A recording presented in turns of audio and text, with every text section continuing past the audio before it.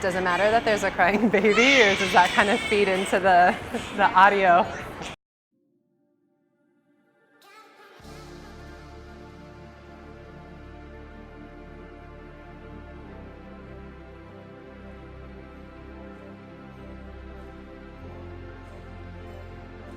So I wanted to be a mom since I was a little kid, and I wanted it so badly that as soon as I got married, I was pregnant with twins immediately. And what was so interesting was I knew I wanted to be a mom, but I really had no idea what to expect.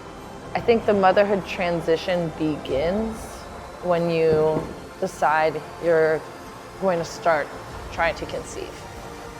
And then you go through conception, pregnancy, labor and delivery, postpartum. So it's the actual physical process of the transformation of your body is a huge part of the motherhood transition. I think it's so interesting how society treats pregnant women, and they revere their bellies so much. They can't even help themselves from touching it. They think you're gorgeous and glowing. Everyone's opening doors and treating you with so much love and respect. And then the second the baby is out of your body, you know, all of a sudden the belly has no more sacredness, and we are expected to bounce right back to where we were before we had our children. Because in America, unfortunately, like, we don't have an excellent respect for the postpartum period. We say, oh, 6 weeks, like, good to go, see ya. Or you're expected to go back to work 3 weeks later if you're working like a really intense job, or you're 3 months postpartum, still at home, and like no one cares anymore because it's not a brand newborn, like the excitement's gone. So my transition was pretty quick. I got pregnant with twins on my honeymoon, so I had to identify with this role as wife and mom of two really quickly.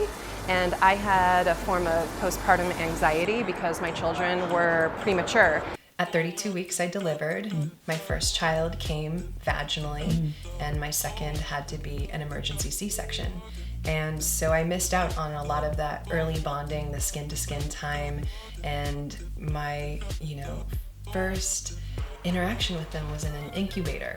And I wouldn't say that I was depressed. Like, I didn't feel like I was crazy, sad.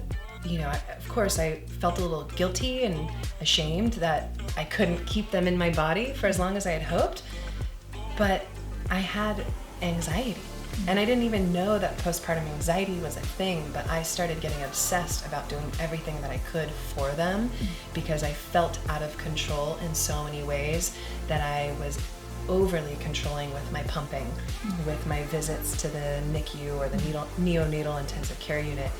Once I went home and I was recovering from the C-section and the vaginal delivery and I wasn't able to drive, I was in an Uber at 5 a.m. to be able to get to the hospital in time for the first feeding. And nurses would look at me and be like, what are you doing here? You should be resting, you should be recovering. And my recovery didn't even occur to me. There's a lot you can't control. Like, you don't know what kind of birth you're gonna have. You can have an ideal situation and have your plan and everything is like, okay, it's gonna go this way, and then all of a sudden it goes another way. So you can't necessarily control an outcome. And I think not getting attached to the outcome is something you can control. And so that anxiety, it was pretty severe at that time, and I got a lot of help. And, things got better, but it never goes away completely. But we create tools to manage the anxiety. And also, I know that my anxiety isn't necessarily reality.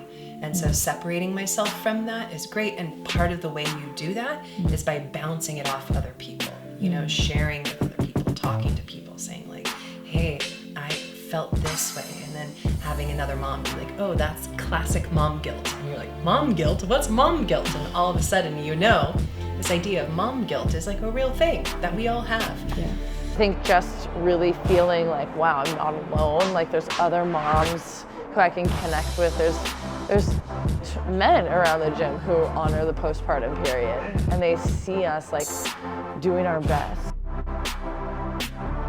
but it is also an extreme emotional, mental, developmental transition and transformation too. Something that Logan says is transcend and include. Right? So you're not who you were before, but you are.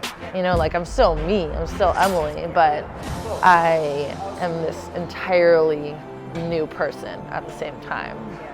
And loving myself, even though I had challenges in childhood, and I know that my children probably will too, because I can't control everything, but I know that I can create a home that feels safe, and so I get to bring in a little bit of my wild side, a lot of my values. I get to introduce them to my hobbies, and most importantly, my community, you know, to build that village around us of people that they can look up to as well. Like, it's not just this, it doesn't end. You know, like the postpartum period doesn't end. It's forever. So really acknowledging that is what you can expect from this class.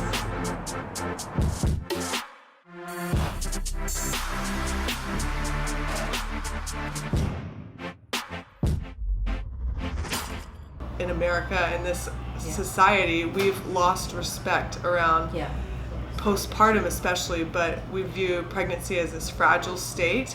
And it's not. Like, these women are the most beautiful, strongest versions of themselves. Like, they're literally carrying life inside them. How we treat a woman in her postpartum period, like that whole year, influences her health for the rest of her life. It's a new chapter. Like, that old version of you, that chapter is closed. It's still part of you, but you're an evolved person. Like, you've evolved to the next level, and that's such a freaking beautiful thing.